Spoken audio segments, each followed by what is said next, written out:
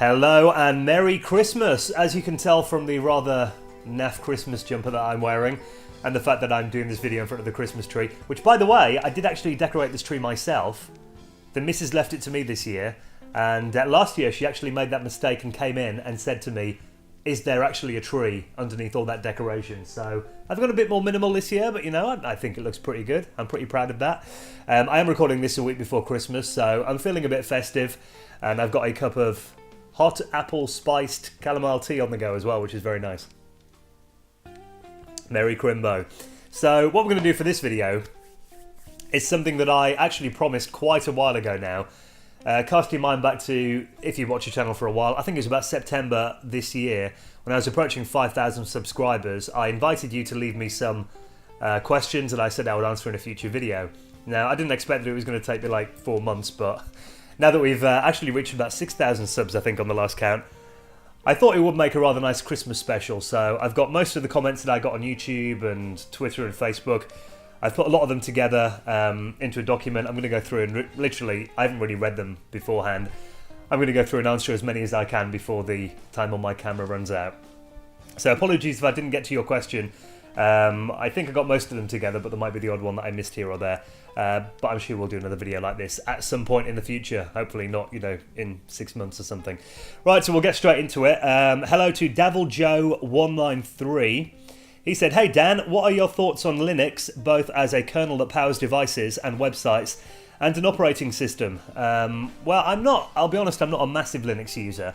I have got it installed on a couple of devices, and you know, I use a couple of Android-powered devices regularly, like my Ouya and the Raspberry Pi. And my girlfriend's a big Android fan. You know, she's got a Nexus 7 tablet and a Samsung Galaxy S5. So we've got Android-powered devices in the house, but more specifically Linux. Over the years, I've tried to set up various Linux distros. I've run, you know, Sabayon in the past. I've run Ubuntu Mint. We've got a laptop with Mint on at the moment, actually. And I have actually considered running it as my main OS in the past. Quite recently, actually, I did actually put Mint on a dual boot on my Core i7 PC that generally runs Windows. However, I always get to the stage with Linux where I install it and I get a load of software set up on it, have a little play around with it, and then I end up going back to Windows on my PC, or I've got a Mac as well that I run OS X on. So I can see the appeal of Linux if you're into open source, and the fact is, you know, it is wonderful for a free operating system. The fact that you can get stuff, you know, that you would have had to pay hundreds of pounds or dollars for a couple of decades ago for free, stuff like OpenOffice, for example, and even operating systems. I mean, you cast your mind back, you know, 10 years ago, a copy of Windows XP would cost you like £150. And I think it is great for a lot of users. For example, I put it on my mum's laptop for a while because she was having problems with malware and viruses, and literally all she does is surf the web. For that kind of person, something like Ubuntu is perfect for them. But for me, I think the fact that I kind of live in too many applications for work purposes that really rely on me having access to industry standard applications, you know, stuff like the Adobe Suite and all that, means that I haven't really got space for Linux in my life as a main operating system. I'll always end up running Windows and OS X to get work done, really. So if you want a short answer, really, I can see the appeal of it. However, it's nothing that I've really massively got into myself in the past. So next question, 4B1T. He goes, thank you for the great videos and congrats on the 5k subs. Thank you very much. My question is, what happened to the AmigaOne X1000? Is it still being sold, and would you want to own one today? Now, I was quite interested in the X1000 for a while. If you're not familiar with what it is, it was a kind of a follow-on to the iTech AmigaOne boards to run Amiga OS 4. And I was quite interested before I saw the pricing for it. I mean, I think the price currently, they are still selling them, companies like Amiga Kit and everything, but they seem to have done it in a really weird way. I remember originally they announced the AmigaOne X1000, and then I was under the impression that they were going to release a few, and then there was going to be the main launch. However, from what I've seen, it never really appears to have come out of beta, really. It's, you know, they've released a few little batches here and there, and even to try and buy them, you had to kind of know where the links were on certain websites. Like Amiga Kit didn't have it on their homepage for ages. You had to literally know the link to the X1000 page to buy one. And I think they've been making them in batches and then just kind of releasing them as and when. So, I mean, from what I can see as an outsider, it never really got a full-on launch. It was kind of more of a little trickle of, certain batches of machines. And really it was, the price that put me off owning one. I can understand that if you're going to make custom hardware for niche audiences, it is going to cost a fair bit of money, but I think they're selling, for about $3,000, which for me, it's just nothing I can justify that kind of money. It's what will happen. I used to run AmigaOS 4 regularly.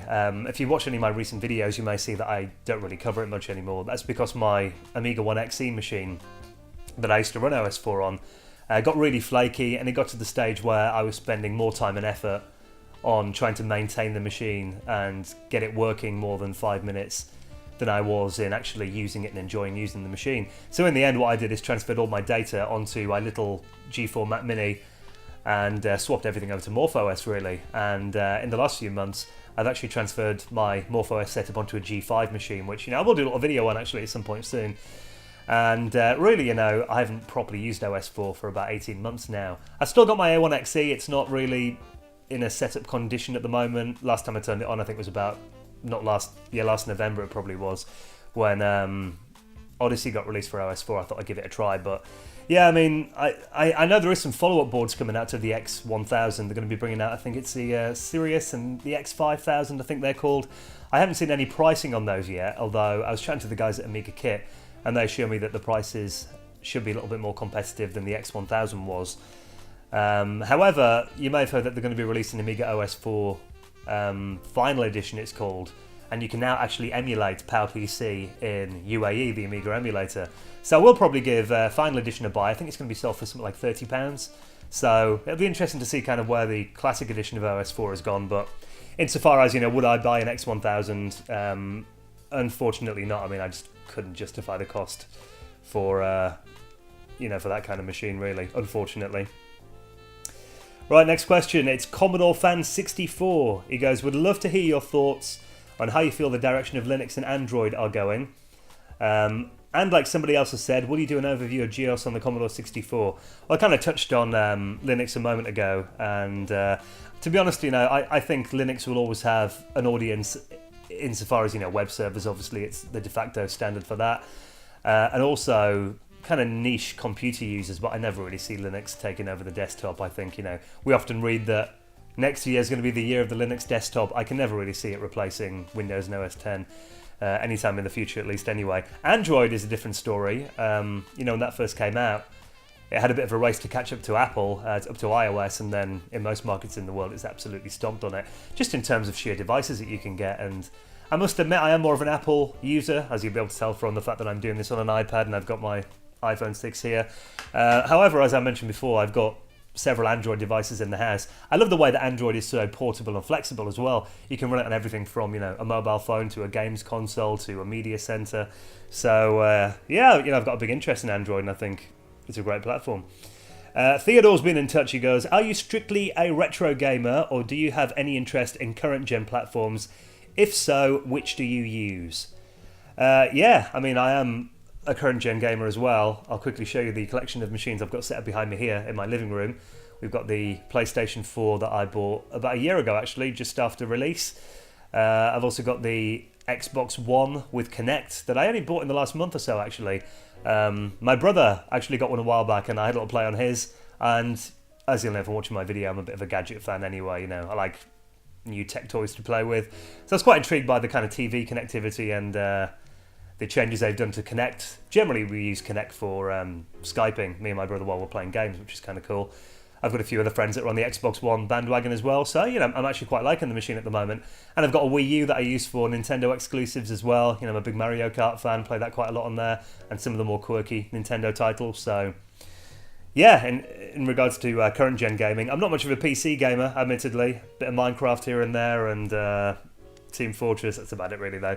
But yeah, I've got all the current gen consoles. The only reason I don't really cover them on my YouTube channel is the fact that, there are so many other people doing that. If I make a video about the Amiga 4000s, there are probably 5 or 6 on YouTube. If I'm doing a PS4 game, there are probably 500,000 of them. So that's the only real reason that I don't. But if anyone's got any interest in maybe seeing some of my current gen stuff on my collection, I can certainly look at doing a video on that. Hi to Musest, I think I pronounced that right.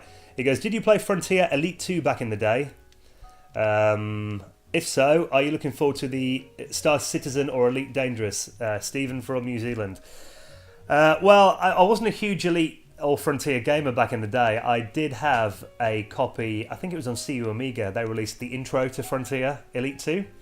And it had the, I don't know if you remember on the Amiga, I think the PC version had it as well, this kind of really cool 3D animated introduction. And it also had some really kick-ass music as well. I remember seeing that and thinking, wow, that looks really cool. So I was a bit too young to really appreciate or be involved in the original Elite game when that came out. You know, I was still in nappies when that was released. But yeah, Frontier Elite 2 looked really cool. I didn't actually get hold of a copy of it for probably about a decade after that. And I must admit, I did get it and kind of just sit there looking at the interface and scratching my head. So apologies if that's a bit of a disappointing answer. However, from what I've read about it, it does sound fascinating, and there were a little series of video tutorials I've seen recently. I think Lemon Amiga have actually done some, as the copy I've got is a downloaded copy and doesn't come with an instruction manual. From what I've seen, it's probably something you need. However, it is something I will definitely get around to having a go at someday, because it is something that's always interested me. As to the new titles, I must admit I don't really know a lot about those. Hi to Joe M2600. He goes, as a new user of MorphOS, welcome. I would be interested in seeing a step-by-step guide on setting up MorphOS, useful tools to install, and a quick demo on how to properly set up UAE. Yeah, well, I've kind of done, you know, some videos in the past showing my MorphOS setup. One thing I will say for a new user, and you want a really simple experience, would be to download the Chrysalis pack, which is a pack that's kind of put together that you download. It's an ISO file. Download that, mount that on your MorphOS ambient desktop, unarchive it, run the installer, and it will give you pretty much all the must-have MorphOS applications. It will set them all up for you. They're all configured. You reboot the machine, and you've pretty much got, you know, a great suite of software ready to go on your system. So if you want a really simple way of doing it and getting everything set up, download Chrysalis. That's probably the best advice I can give you. Although I have got, you know, some more MorphOS videos in the pipeline, particularly now that I'm running the OS on a G5. I wouldn't mind doing a quick update on my current setup. Hi Matt, he goes, can you please do a video of the Amiga emulator running on an Ouya, please? Now I did do an Ouya emulation video a while back that kind of did briefly touch on Amiga emulation. I must admit I haven't really revisited it since then, so apart from, you know, booting up a few games and stuff like that, I didn't really spend a lot of time with the Amiga emulation on the Ouya. Although, you know, probably only for the fact that I've actually got several real Amiga systems around, but it is something I wouldn't mind getting around to having a proper look at again at some point, you know, specifically Amiga emulation, as it's nice to take the Ouya around friends' houses and all that and not cart around, you know, a CD32 or whatever. So yeah, watch your space. I'll try and do another one of those. Relentless71, have you ever owned an Acorn computer? Take a little sip of the tea here. I've used Acorn machines. I mean, pretty much all of my school life until my final years, when we got, you know, Windows 95 and 98 at school in the later years. But from primary school right through to secondary school, it was pretty much the only platform that I, you know, used, apart from Commodore products at home. So, I mean, I remember at school I was actually, this is going to date me a little bit and kind of proves how, you know, far we've come on. And make me sound really nerdy, I bet, as well. I was the computer monitor, I was called at school when I was in probably about, you know, 11, 12 years old. Actually, probably younger than that. I think I was about 7 or 8. And we had 4 BBC Master machines with, you know, 5 1/4 inch floppy disk drives and those big Cub CRT monitors. And me and my friend Gary, it was our job every day to wheel them out on these trolleys into the classroom. Then at the end of the day, we'd have to dismantle them and put them in a safe that we locked, a big iron safe, overnight. You know, computers were that valuable then. I'm talking like, you know, very late 80s, early 90s here.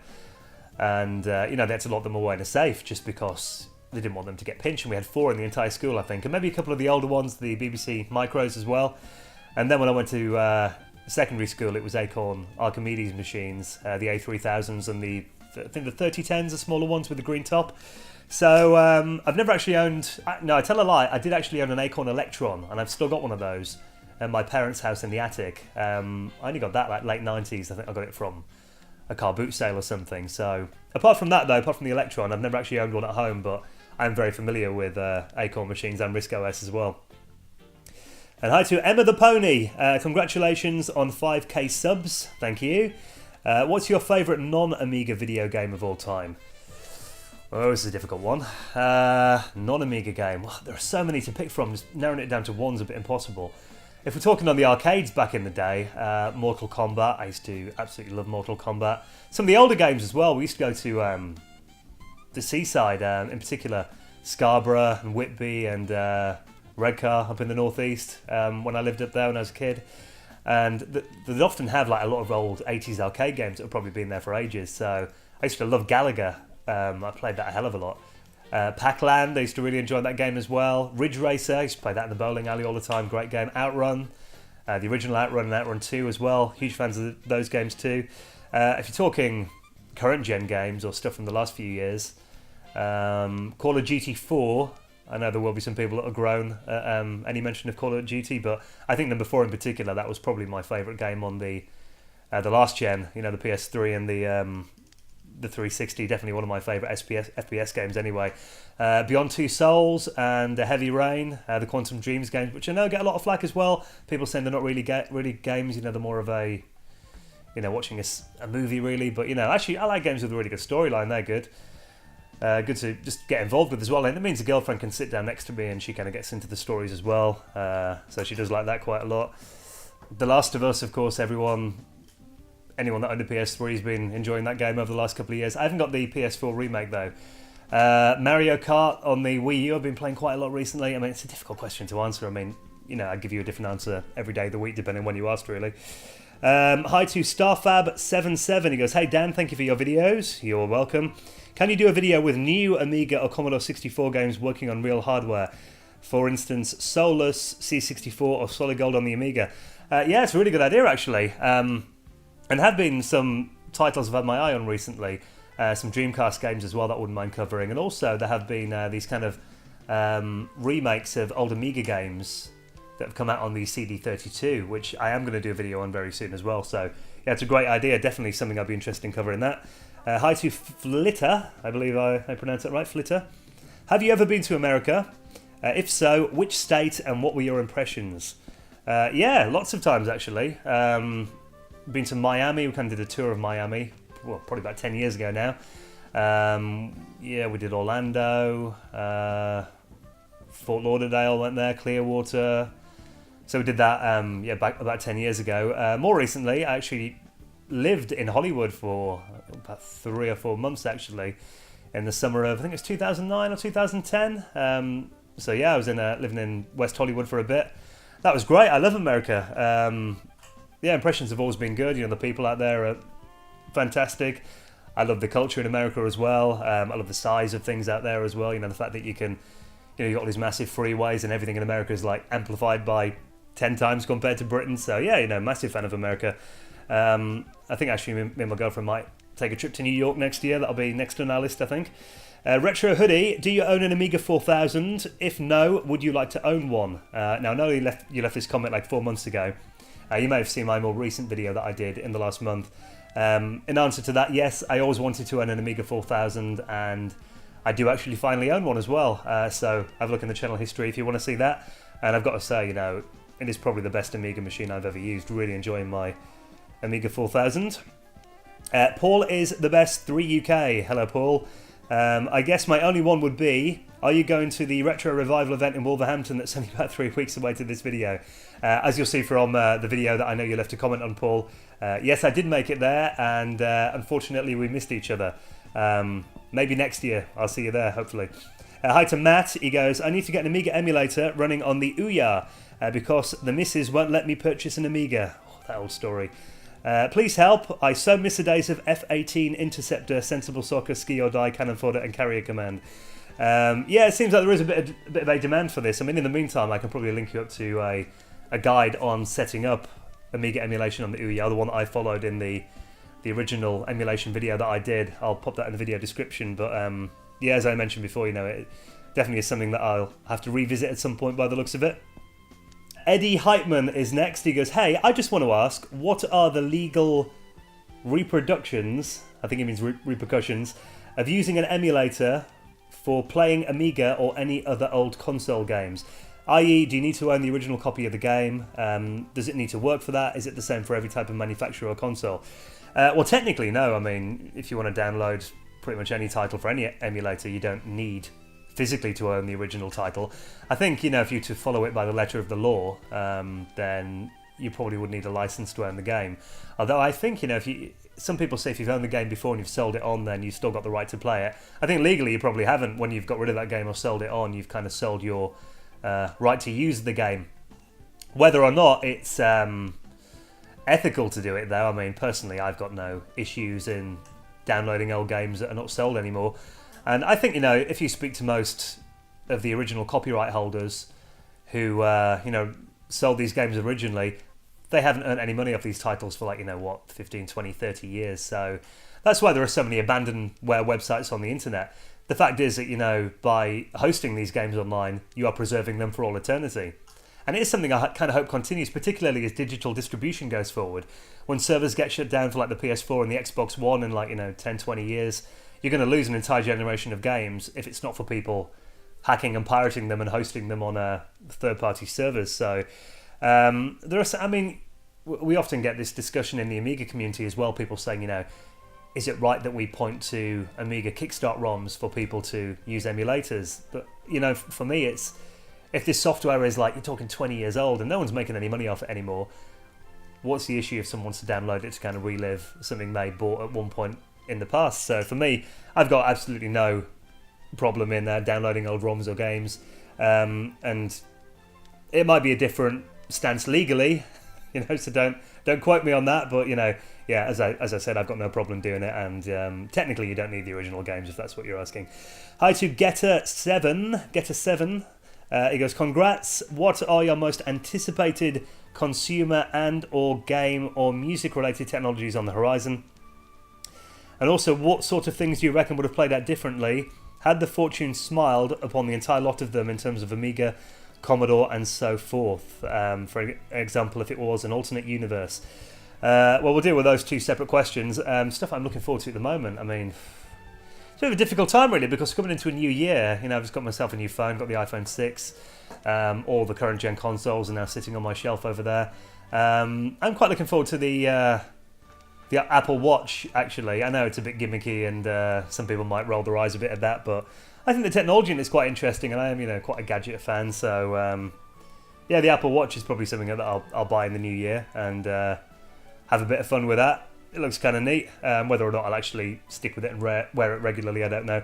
Google Glass looked quite interesting too, but I think that's kind of been, from what I've read recently, abandoned a bit. So I must admit, I'm not really all that confident about wearable technology, whether it's going to last this time. Despite what I said in my video about the Oculus Rift a while back, I've heard that, the second generation of that has got some big improvements. So if that, gets released in the mainstream at an affordable price, it's probably something I'd look into as well. In terms of how would the futures of Commodore have gone if things had been different for them, well, I did do a video a while back on the bankruptcy of Commodore and kind of what their plans were. So if you're interested in where they were, planning on going, give that video a watch. In terms of could they have made it, not with the management team they had at the time. It just really wasn't in place for success. Really, I think anyone that worked for the company at the time will tell you the management were really quite short-sighted and saw short-term money gain and not really long-term plans for the future of the company really. But I mean, you look at the decade that they went under in the mid-90s, it wasn't only Commodore, Atari went down then, Apple were pretty much in their 23rd hour until Microsoft came along and bailed them out. So it was a decade when everything kind of became, turned into commodity hardware really. So they would have probably gone down that route in the end like everybody else, like Apple did really. Let's make sure my audio is still recording there. Hi to CPRG Dev. He goes, congratulations. I think you've done some of the best Amiga or Commodore related videos on YouTube. Thank you very much. I'd be interested in hearing how you got on emulating the Amiga on the Ouya, which I think I've already covered that as well in previous answers, but there definitely seems to be some interest in this, so I will definitely try and do a video on that at some point in the future soon. Pi, he goes, congrats on the 5k mark. Thank you, Sai. What do you see as the next big thing in computing technology, and where do you see computers and operating systems going in the next 20 to 30 years? Well, if I had an answer to that, I'd probably be a very rich man. Speculation-wise, it's kind of impossible to think that far ahead, I think, 20 to 30 years. If you think 30 years ago, like, you know, the Commodore VIC-20 was like current gen technology. And if you look at what we've got today, it's just, you know, it's not even the same thing really, is it? It's, you know, worlds apart. So I think, you know, in the short term, mobile technology is obviously a massive thing right now and growing, and kind of even you look at, you know, tablets, so the sales of tablets is kind of slowing down now. I'm not sure whether it's just because, you know, everyone owns one, and maybe the upgrade cycle of tablets is not really as quick as you know, phones, for example. But yeah, it's a difficult one to answer, really. I think whatever we've got in 20 to 30 years, we'll look at what we've got now in the same way that you'd look at, like, you know, a Commodore VIC-20 or a you know, a Sinclair Spectrum, think it looked really primitive and really, you know, it'll be unrecognisable, I think. So yeah, it probably requires a bit more thought, that one, on my behalf there, Si, but thank you for asking. Interesting question. Shazna, he goes, I recently acquired a Cortex Amiga emulator. Unfortunately, I'm having trouble with it on my Amiga 3000. It seems like every image I select freezes up my Amiga. I wonder if you knew if there was anything about the Amiga 3000 that might be causing that. That's an interesting one. I'm trying to think. Does the Amiga 3000 use an HD disk drive, and high density one? I know the Amiga 4000 does. I'm not sure about the A3000. I've never owned an A3000 before, but I do recall reading something that, you know, there may have been a model with an HD disk drive that kind of worked at half speed. Whether there's kind of some mod that you need to do, I'm not actually sure. Best place to ask would be on EAB, the English Amiga board. If you haven't solved it already, I know it was 4 months ago that you asked that question. And maybe look into the fact that, you know, can it work with the internal header of the Amiga 3000 if it is modded for HD disk drives? So might be something worth bearing in mind. Matthew Bergerhout has been on. He goes, what's your most desirable or desired piece of retro hardware? It can be console, Amiga, or any other piece of equipment. Keep up the good work. Well, I've kind of got most of the consoles that I wanted, apart from, and some people may laugh at this, I've always kind of fancied owning an Atari Jaguar. Probably because, you know, when I was a kid, it was hyped up so much, and obviously it turned out to be such a disappointment. And I think I do have a little bit of affection for the underdog a lot of the time. And there are some games, I mean, you know, Tempest 2000 on the Jag, that's a really good game. But, you know, I just wouldn't mind owning a Jag just for, you know, NAF value, I suppose you could say. But at the moment, there is no EverDrive out for the Jag, as far as I know. So, you know, you've got to collect all the original cartridges, which makes it a bit of a chore in my opinion. So I'll probably wait until something like an EverDrive comes out for it. Also, outside of that, what else am I thinking? A CDI. I wouldn't mind owning a Philips CDI, again, for similar reasons. Again, you know, when I was a kid, it was hyped up so much, and it turned out to be an absolute disaster. And I own a CD TV, so it would be kind of cool having both of the machines that were pitted against each other when I was a kid. What else? A Neo Geo I wouldn't mind owning as well. Again, because when I was a kid, the Neo Geo was like, you know, what millionaire kids owned, and, you know, we never had a hope of getting one of those. If you're talking Amiga stuff, then it's got to be the Commodore Amiga 4000 Tower, the rarest Amiga of all, if you don't count the Walker and stuff like that. I think there are only about 200 of them made, and to this day there's only about 15 of them in known existence, and they go for like thousands and thousands of pounds. But, you know, I've always really wanted to own one. You never know, if I win the lottery or, you know, come into some money one day, it could happen. I won't hold my breath, though.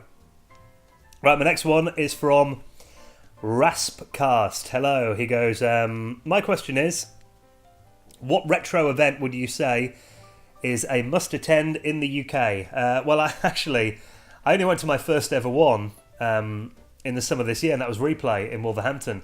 I did a video on that, kind of a post-show report, if you want to have a look at it. You'll see that in my video description. And then I did actually go to one in late October as well, that I'd been out the night before with my buddy Ravi. We both went over. Met a load of cool guys there, actually. DJ Echo, who I met at the previous event, was there. The Amiga lads as well, who were really cool. The guys from Amiga Kit, I met those guys there too in person. That was very, very nice. Unfortunately, yeah, we'd been out the night before. I did have a bit of a headache. We're out in Leeds until about 5 o'clock in the morning, I think. Then we had to get the train over to Manchester. And yeah, I wasn't really in much of a mood to film a video on that day. However, you know, Play Expo in Manchester, it was, you know, it's probably the biggest retro event in the UK. And there was loads of free play arcades there. There was, you know, pretty much every retro gaming and computer platform all set out to play. So yeah, I'd say definitely give that a look in next year. It's usually around about October time, I think. Now my next question comes from Nimaja Vuj. I feel like I'm doing Blue Peter or something here, reading letters out. 5k subscribers, congratulations. That is something to celebrate. Thank you very much. I have to ask this question, being that you're an Amiga man in those days, what is your honest opinion of the Atari ST line of computers? Were they as important as the Amiga? As for several years, the Amiga and the Atari ST were considered to be arch enemies in the home computer arena. They certainly were. Now, at school, we always said that the Atari ST was bought for kids at Christmas time whose parents didn't love them. I think that was kind of what we said. However, in hindsight, I mean, the ST was a decent enough platform. The thing about it is that really it just wasn't an Amiga, was it? You know, it lacked the custom chips. The graphics capability and the sound wasn't really up there, even though it had, you know, the MIDI ports that all ST fans go wild for. So did the Amiga CD TV. You know, they always say the Amiga never had it. One model did actually. But yeah, I mean, really, it was a poor man's Amiga, if you want to put it that way. It was a decent enough platform, you know, if you want to play some 16-bit games, but given the choice between an ST and an Amiga, I can't really see any reason why you'd pick an ST. That said, though, you know, from kind of seeing what happened on the other side of the fence, if you like, I did actually nearly pick up an Atari ST. I know. At Retro Replay that I went to, actually, there was one for sale there. It was only about £40, I think. However, I already had a load of bags and everything, and in the end I give it a miss. I kind of ummed and ahed about it. But, you know, maybe at one stage I will get one just to kind of see, you know, how the other half lived. But, yeah, my opinion, if you want to, you know, in a nutshell, it was kind of it was a capable platform. The operating system was shocking. You know, some of the games were all right, you know, but they weren't as good as the Amiga ports generally. So, like I said before, a poor man's Amiga, if you like. Dave's Game Room. Hello, Dave. He goes, congratulations, Dan. I saw your first video when searching YouTube for Amiga CD32 games. My question is, if Commodore hadn't gone bankrupt in 1994, do you think the CD32 would have been a good competition to the PlayStation and the Sega Saturn, or do you think it lacked the hardware to compete with them? Yeah, well, that's pretty easy to answer. I mean, you know, the CD32 was a pretty outdated platform even by, you know, the time it came out in 1993. To Amiga fans, it was cool because it meant we could get, you know, games with full CD audio soundtracks, and it had more storage capacity. But, you know, if you put it up against the Saturn or, you know, especially the PlayStation, it just completely lacked the grunt that those machines had. You know, they had much faster CPUs, they had, you know, the graphics capabilities were, you know, next level.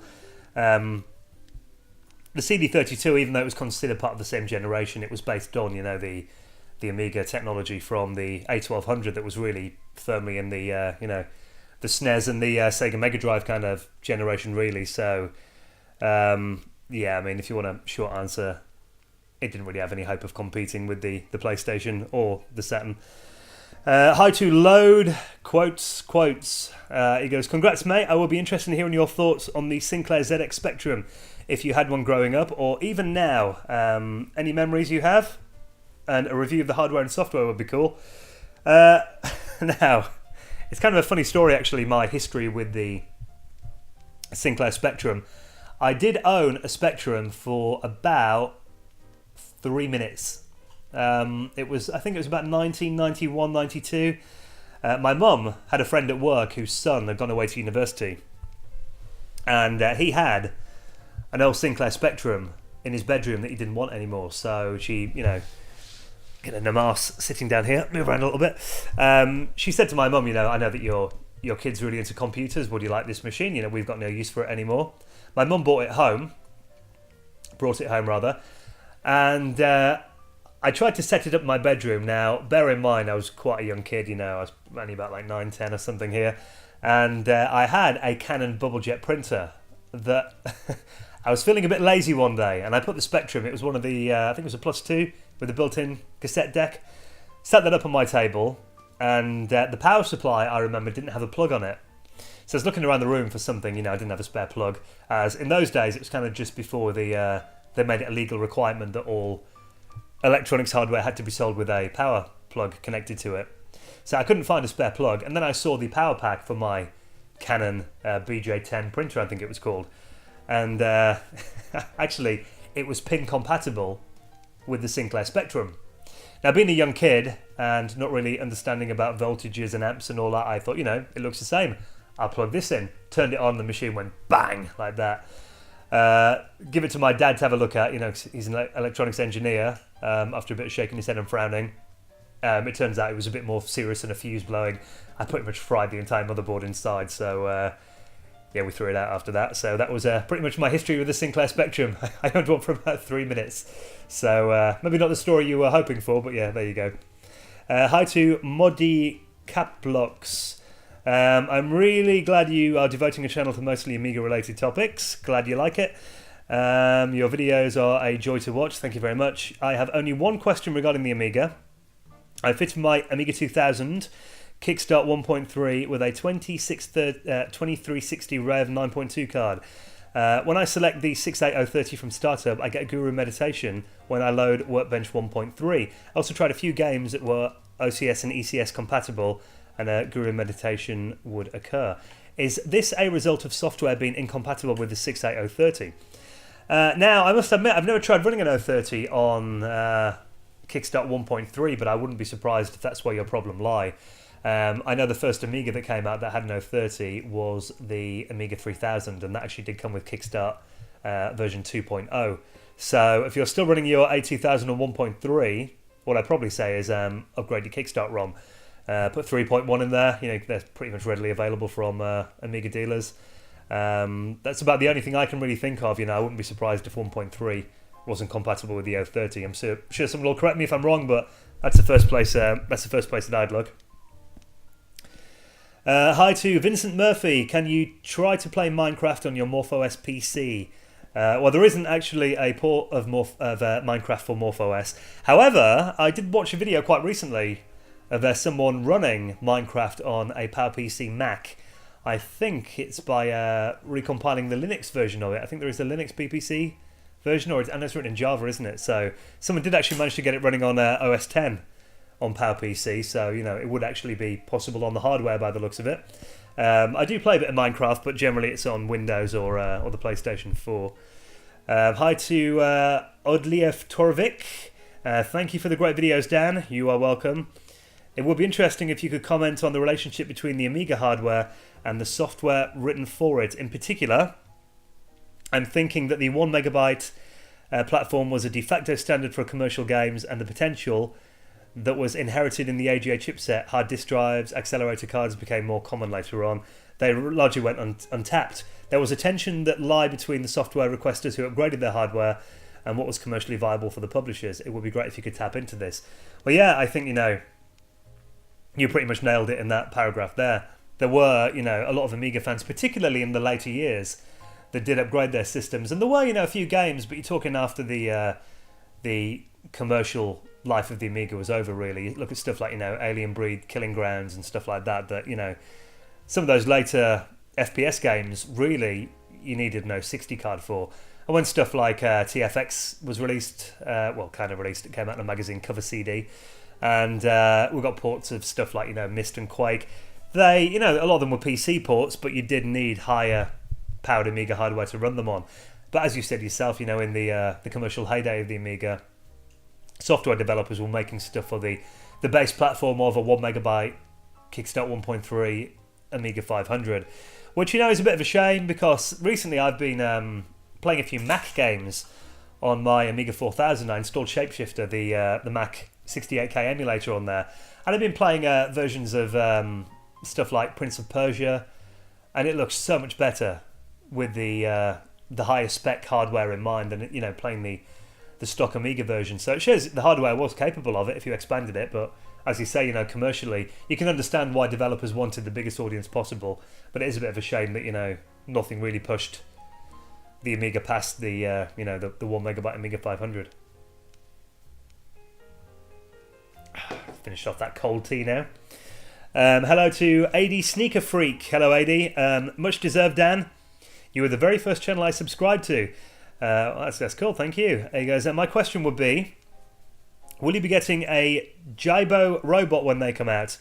My robot-loving friend, they look rather interesting. Yeah, is that how you pronounce it, Jibo or Jibo? I've seen some YouTube videos of it, and it does look kind of cool. And, you know, I'm quite into robotics as well. I mean, a lot of my household chores are done by iRobot robots, not the ones that are in the Will Smith movie.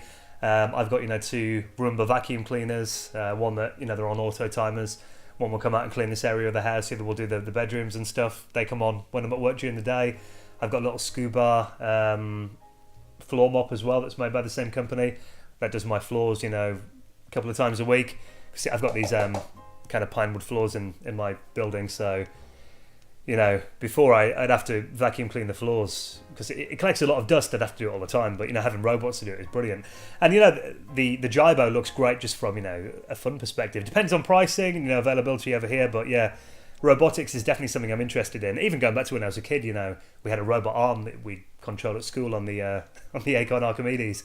And one of those, if you remember Logo, the programming language, the little rover, I think it was called, you program it like a little mushroom-shaped thing, and then there was a turtle. That was it, the turtle. And it would walk around the room and you'd give it coordinates. So, yeah, I mean, I've actually been looking at some projects on home automation as well, using the Raspberry Pi and the Commodore 64. So, that might be something I've got in mind in the future as well. So, yeah, definitely, you know, AD robotics interests me greatly, I've got to say. Hi to Vasty Void. My question is, to your mind, does there exist a modern heir to the Amiga experience? If so, what would that be?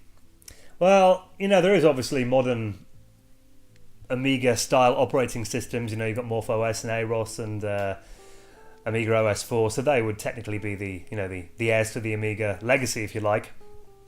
If you're talking a modern day equivalent of that machine now, I mean, you know, probably not really, because the Amiga was sold as much on its gaming strength as it was on productivity and being like, you know, the ultimate kind of hacker's machine and the scene and all that kind of thing. And these days, I mean, you know, gaming wise, you're talking either, you know, commodity PCs or you're talking, you know, consoles really.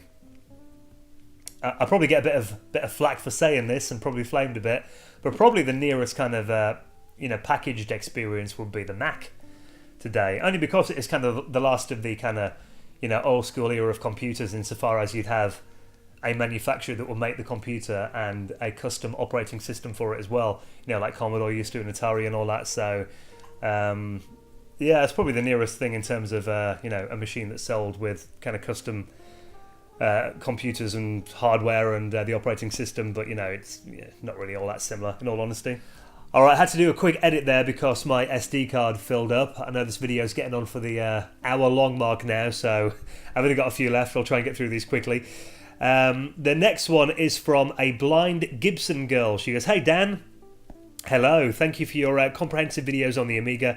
My question is, does the Amiga in its original form support any kind of screen reading software? If not, how about in the new MorphOS? I'd love to hear one of these talk. Do you know of any blind Amiga users? Keep them coming." I don't actually know of any blind Amiga users, but I can answer that. The original Amiga did actually come with a text-to-speech device built into the Amiga's operating system. It was in the utilities directory. If you went in there, there's a program called Say. Now, I've never really had any problems with my site, so as a kid I used to use it for making the Amiga say rude words, really. I think that was what, you know, most Amiga users actually used the Say program for. But there were some valuable uses for it if you, as you mentioned, you know, you had vision problems. You could, there were a fair few word processors that had text-to-speech built in, and it would use the Amiga's narrator device. So you'd have your document on the screen, usually from a drop-down menu. You could get the Amiga to speak what was on the screen, or using the Amiga shell, if you had a text document, you could you know, put a command in there so that the Say program would pass the text document. So yeah, it was pretty easy to make the Amiga read out a document for you. In MorphOS, it doesn't ship with anything out of the box, but you can definitely use the original Amiga libraries on MorphOS and get the Say program on there. So, you know, that's easy done if you've got access to the original files. Hi to Pack Billy. He goes, "Congratulations on 5K. Thank you very much. What are your favourite productivity applications for both your older machines, your current gen, MorphOS, AmigaOS, and even Windows? Apart from what appears to be cool edit in the background of your videos, which applications do you use to create your videos?" Well, if we're talking about the Amiga back then, D-Paint, you know, I think all Amiga fans use that as it shipped with most of the Amiga packs back then, so pretty much everyone had a copy of D-Paint 3 or 4. Also, what else did I use back then? Artifact, that was kind of like a photo manipulation, kind of like a primitive version of Photoshop for the Amiga. Word with 7 and Final Writer I used throughout, school and college for doing documents and essays and that kind of thing.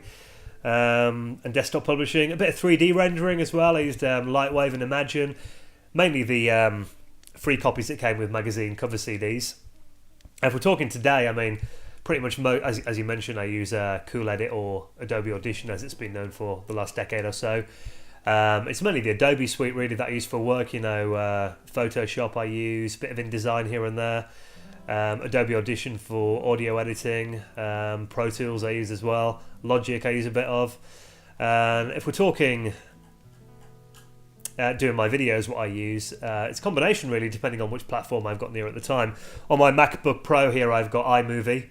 I've got my MacBook here just recording some the audio from my microphone. I also use Final Cut, a bit of that, Final Cut Express at work, and on my PC I've got Sony Vegas, so it really depends on which platform I've got nearby at the time really. Generally my YouTube videos I tend to use my desktop PC, so it's generally Sony Vegas and a combination of Adobe Audition to record audio from my AT2020 microphone, so that's how I do it. And I've got a Sony HD camera that I'm recording this on as well. Hi to Oscar. He goes, may I buy one of your Minidisc players? I always dreamt of such a device and now it's already outdated. I will send you a private message, please. As it happens, I have actually got a few Minidisc players. I've got 2 or 3 of them actually, so I may have one going spare. Drop me a PM, we'll talk. Depending on where you live, obviously, maybe shipping might make it a bit unviable, but definitely worth dropping me a message if you're interested in Minidisc. Hi to Spanner Nick. Hello, Spanner Nick. He says, I love watching your videos. I'm a collector myself. I'm Spanner from AmiBay and EAB. I wanted to ask, where did the Mega CD come from in the background of your videos? It's the first time I've seen it. I had one, but the problem was the Mega Drive could not detect the Mega CD when I connected the two together. I have a Mega Drive 1 and Mega CD 2 now. My pride and joy is my Amiga 1200 anyway, keep up the good work. Yeah, I've had my Mega CD probably about 18 months or so. It was actually from a retro gaming shop in Derby here in the UK.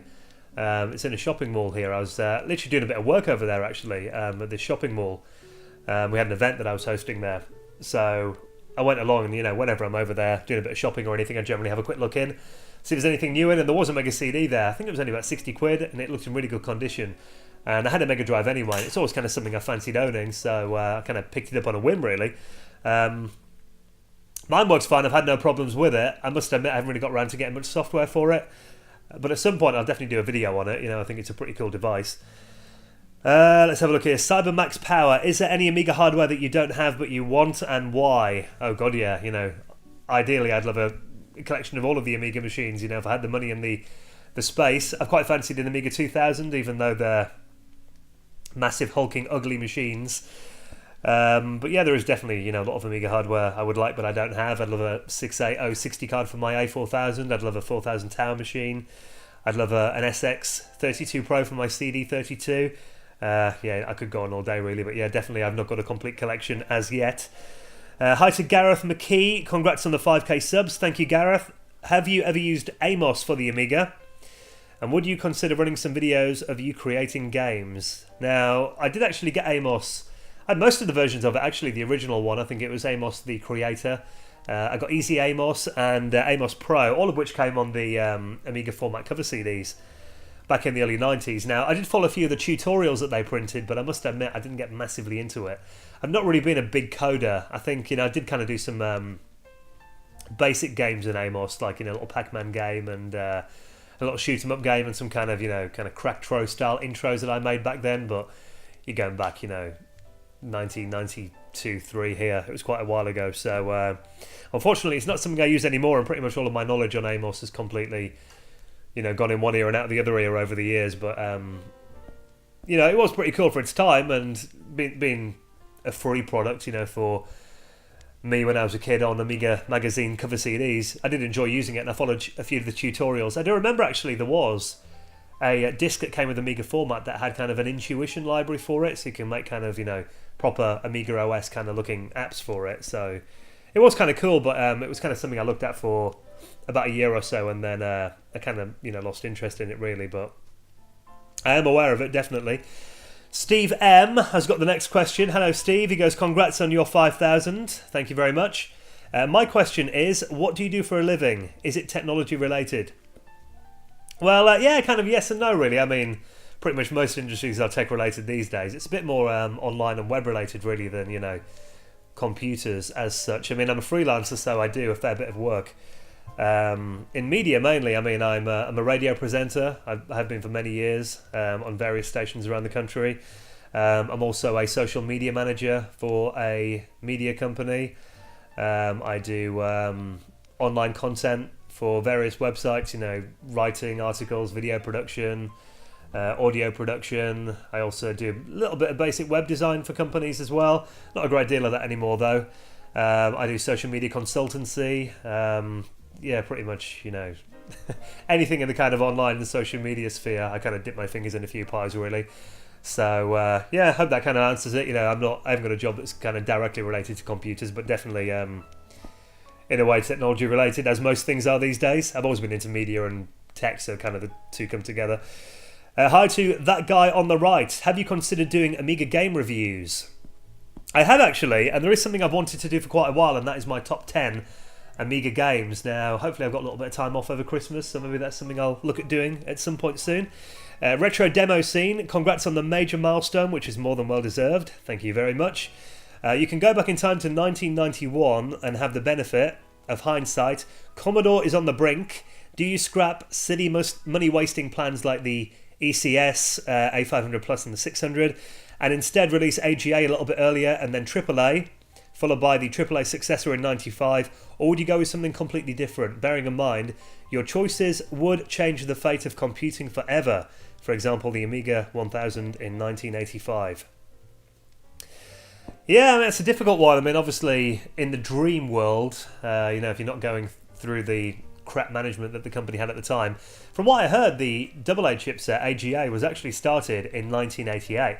Had it come out then, you know, in 88, it would have been groundbreaking. By the time it was actually released in 1992, it was barely, you know, keeping up with VGA and SVGA on the PC, really. So, without a doubt, if it was available earlier, they should have pushed that out as soon as it was ready. You know, if that had come out in the late 80s, that would have been a major push forward for the Amiga. And yeah, you know, it is tragic that the AAA chipset and stuff like Ombre didn't come out in the end. Ombre, I believe you pronounce it. So yeah, definitely, if management hadn't been, you know, so short-sighted and had released these projects that engineering were doing, even stuff like the Amiga 3000 Plus that they were working on sounded a much better machine than the A4000. So I think they're on the right path. However, whether it would have really seen them through to the next century or not, I mean, I mentioned before in my previous answer about Commodore that, you know, the whole computing scene, the landscape in the mid-90s changed forever, really. Everything became commodity hardware. So really, they'd have had to follow in the footsteps of Apple, I think, to survive. You know, it would have been basically a modern version of Amiga OS running on commodity hardware, really, which isn't really all that exciting. Hi to Stefan. He goes, congrats on the 5k. Thank you, Stefan. My question is, could you review some old Amiga games like Monkey Island 1, Flashback, Alien Breed, or other games if those aren't on your personal list of favourites? Well, you know, definitely Monkey Island 1 and 2 and Flashback are definitely up there in my favourite Amiga games of all time, and hopefully, as I mentioned before, I will get round to doing my top 10 at some point very soon. There's only 2 more now, so we're getting towards the end of this video. Robbie, he goes, congrats on your 5,000. I love your Amiga videos. My question is, were you or are you interested in the demo scene of the Amiga? All of those amazing graphic and musical demos are very impressive, and I'd love to hear your opinion on it. Yeah, I mean, 100%. I was never really ingrained in the Amiga scene as such, you know. I wasn't like, you know, prolific in swapping or coding or graphics or anything like that. I was more, you know, I enjoyed the demos. Whenever I go into a local computer store and they had, you know, PD titles, I would often, you know, pick out a few demos that I'd read reviews of in the magazines, and I'd read a few disc mags back then. I mean, you know, if I could get hold of a copy of Grapevine or The Word. I used to actually write for a few Amiga disc mags as well, back then in the early 90s and mid 90s as well, which are probably quite embarrassing to look back on now. But yeah, I mean, it was a really interesting time, and something that's kind of, you know, lacking in this era of everything being connected all the time. You do kind of lose the community feel a little bit. Though that said, I mean, you've got like Amiga groups on Facebook and everything that are kind of cool. But yeah, there's nothing really like the scene back in the 80s and the 90s. And I think the Amiga and the Commodore 64 were really the two machines, particularly in Europe, that kind of owned that scene. So yeah, very interested in it, and you know, to this day I'm still discovering a lot of the later Amiga demos. I've been going through a few of the older Amiga CDs and, you know, checking out, now that I've got an Amiga 4000, stuff that I run on my 014 machine with a bit more RAM from parties that happened in, like, you know, 95, 6, 7 and 8 that I couldn't run on my A1200 before. So yeah, I mean, big fan of the scene without a doubt. Thomas Kraft has got the final question. He goes, a rundown of classic Amiga workbench for the A1200 with a focus on optimization, as I'm struggling a little bit with stuff like changing the background and the resolution through my Indyvision AGA. Yeah, it's probably a little bit beyond the scopes of this video, but yeah, definitely it's something I can look into, maybe doing a video on at some point, as I think a lot of people would benefit from that. So that's all the questions I had for this video. I've quite enjoyed doing this, actually. It's been kind of cool, and it's been quite an easy video to make, actually. Hopefully not too much editing.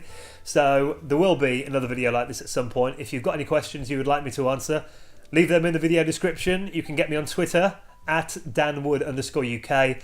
If you haven't joined us on Facebook yet and you've made it to the end of this video, I'm sure you love the Facebook group. You can join that. It is facebook.com/kookytech, the website kookytech.net. Have a very Merry Christmas. I will hopefully try and get another video out before the big day, just in case I don't know. Have a lovely one if you celebrate it, and I will see you again very soon.